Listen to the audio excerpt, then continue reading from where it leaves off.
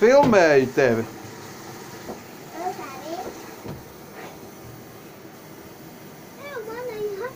Tava jaka griežās? Vai vēl negriežās?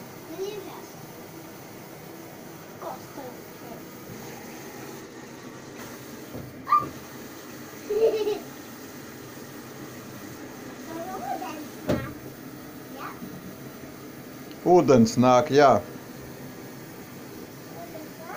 Nāk ūdens.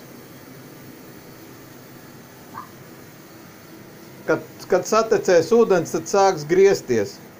Renāra jaka un bikses, ar kurām viņš kā cūciņa Pepa ielīda dubļos šodien. Nē, viņš ir brālis Džordžs.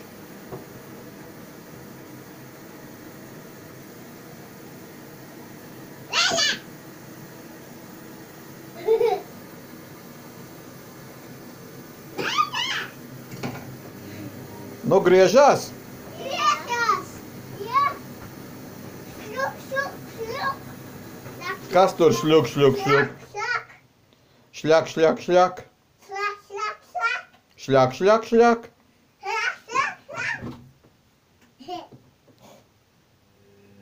Tagad vairs netecēs tur ūdens. Taisciet to šūplādu. Tagad tikai griezīsies. Kāpēc tam jāapstājas?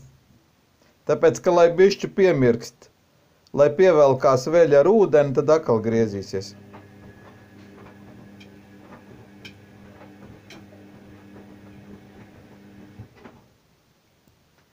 Kas tur šitās?